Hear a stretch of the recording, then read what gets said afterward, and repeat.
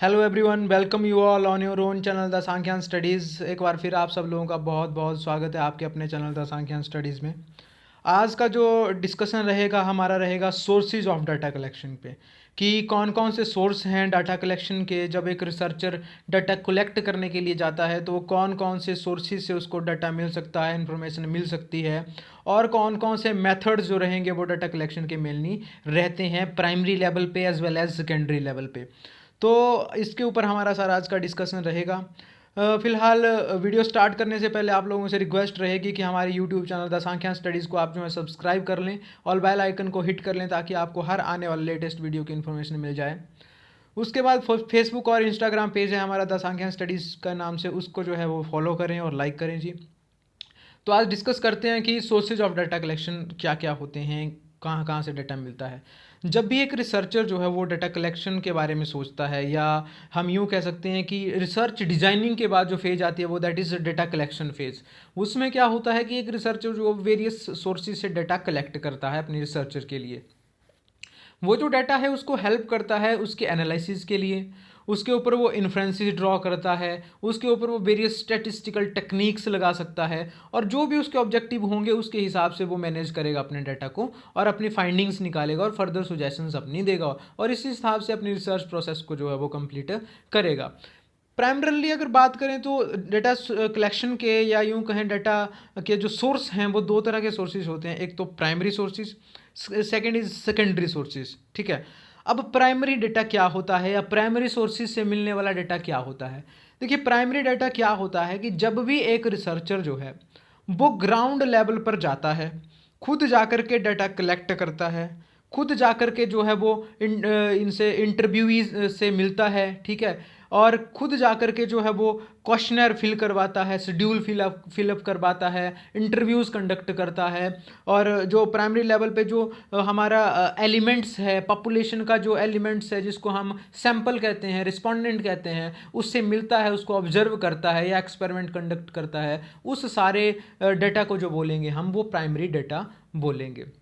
That is fresh data. वो बिल्कुल fresh data है, रॉ डाटा है, जो हम गए खुद लेकर के आए for the sake of our research study.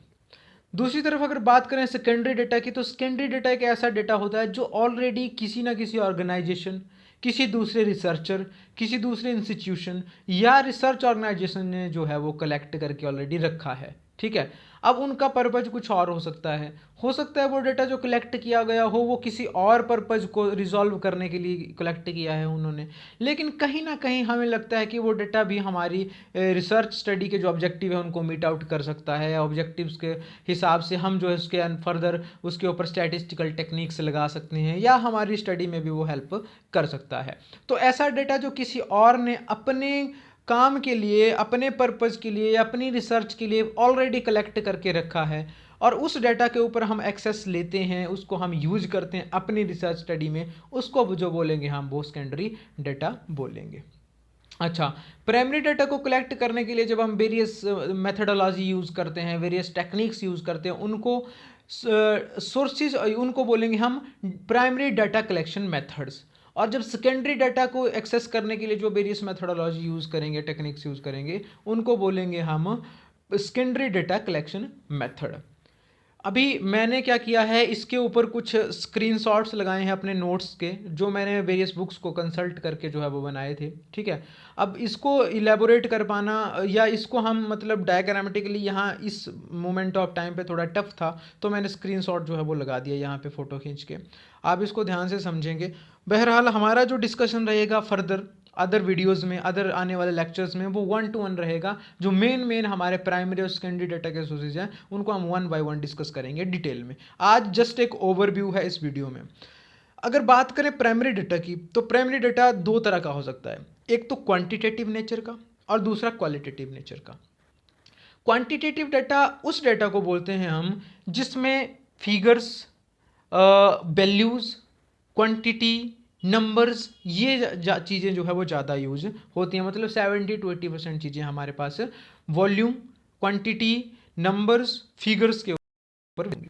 Qualitative data की अगर हम बात करें तो ऐसा डाटा जिसमें फैक्ट्स होते हैं, स्टेटमेंट्स होती हैं, आर्ग्यूमेंट्स होते हैं, ठीक है, कोई पैराग्राफ्स होते हैं, ठीक है, और हमारी ऑब्जर्वेशंस होती हैं जिनको नंबर्स की टर्म में एक्सप्लेन कर पाना मुश्किल होता है, एक्सप्रेस कर पाना मुश्किल होता है, उस डाटा को जो बोलेंगे हम क्वालिटेटिव डाटा बोलेंगे।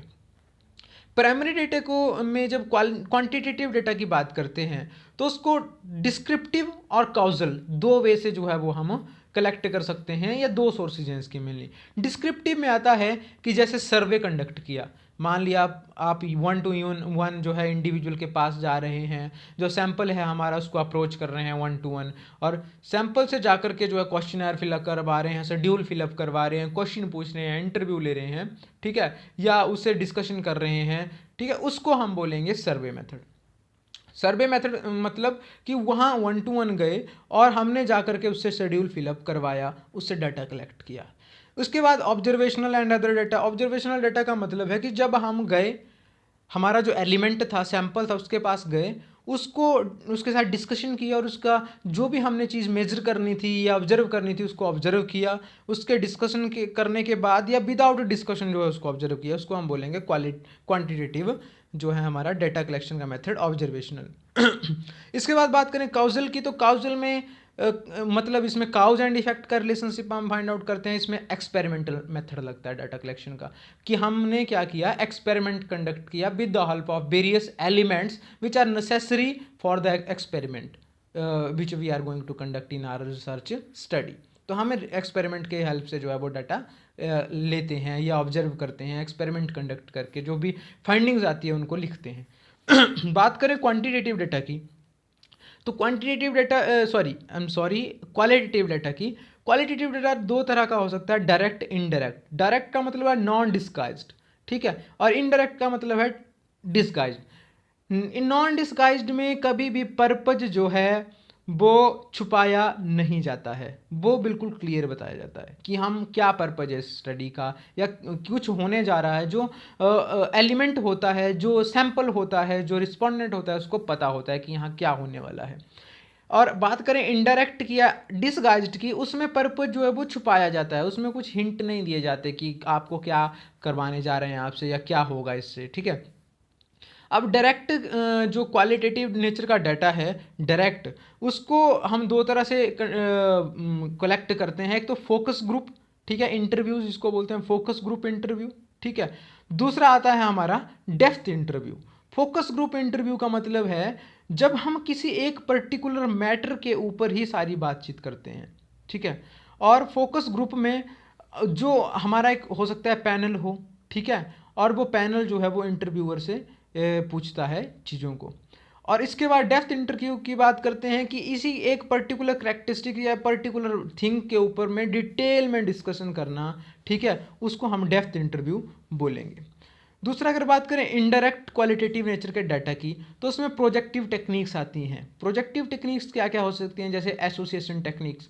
आपको शायद पता हो कि एसोसिएशन टेक्निक माने जैसे जंबल वर्ड्स होते हैं, ठीक है, वर्ड एसोसिएशन टेस्ट होते हैं बहुत सारे, ठीक है, उसमें वर्ड के साथ इसका सिमिलर, सिनोनियम, एंटोनियम, अपोजिट इस तरह से बनाना होता है, ठीक है।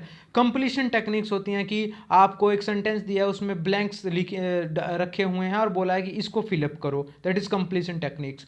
कंस्ट्रक्शन टेक्निक्स हो सकती हैं, जैसे आपको एक पिक्चर दिखाई और बोला कि आप इसके ऊपर पे एक स्टोरी आप जो है कंस्ट्रक्ट करो, ठीक है।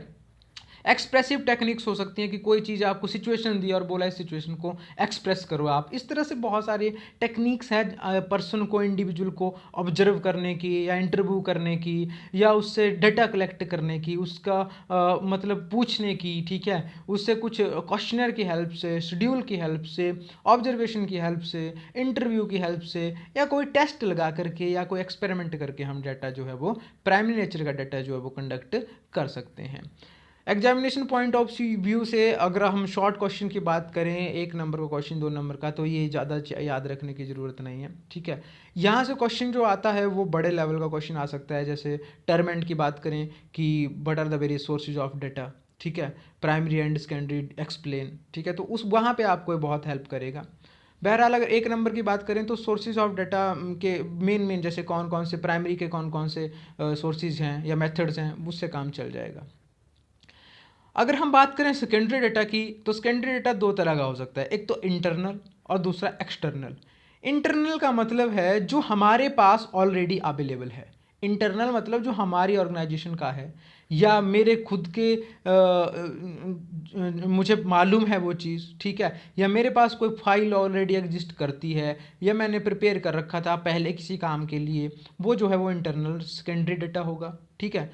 अच्छा, सेकेंडरी डाटा जो इंटरनल की बात करें वो दो तरह का हो सकता है। एक तो ready to use. Ready to use का मतलब है जो हैंड टू हैंड है और हम मुझे डायरेक्टली काम कर सकते हैं, उस पर कोई स्टैटिस्टिकल टेक्निक निकालनी, कोई प्रोसेसिंग नहीं करनी, मेरे पास ऑलरेडी है। दूसरा है रिक्वायर्ड फर्दर प्रोसेसिंग।